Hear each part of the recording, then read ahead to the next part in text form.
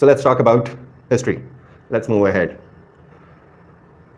History, जो ये वाला कंसेप्ट है, जब मैंने आपसे बात करी ना सोर्सेज की, आर्यंस का कल मैंने आप लोगों को थोड़ा सा ब्रीफ दिया था कि हिटाइट्स हैं, समीक्षा गुड मॉर्निंग, हिटाइट्स हैं, मितानी हैं, इंडो आर्यंस हैं, इंडो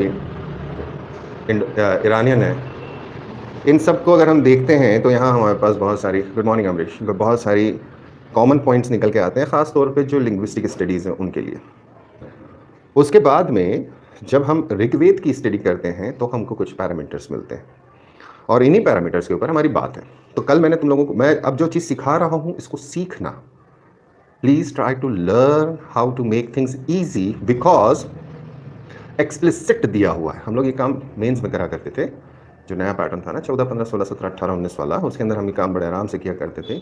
तो वहाँ पर हमको 3 चीज़ें दी हुई थी, पॉलिटिकल, सोशियो और इकोनॉमिक। तो पॉलिटिकल अकेला नहीं होता, पॉलिटिकल के साथ उसका एडमिनिस्ट्रेशन भी होता है।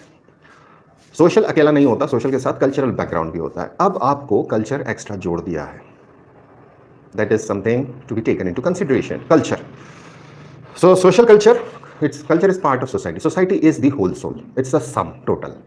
इंसान, इंसान मतलब सोसाइटी, सोसाइटी मतलब नॉट ओनली सोशोलॉजी, बाकी सारी चीज़ें सोसाइटी के अंदर चलती हैं। इकोनॉमी सोसाइटी के अंदर है, पॉलिटिकल सिस्टम सोसाइटी के अंदर है, कल्चर सोसाइटी के अंदर है, ज्योग्राफी सोसाइटी के अंदर है, क्योंकि सोसाइटी उसी से कोरिलेट करके चलती है। नानू गुड मॉर्निंग।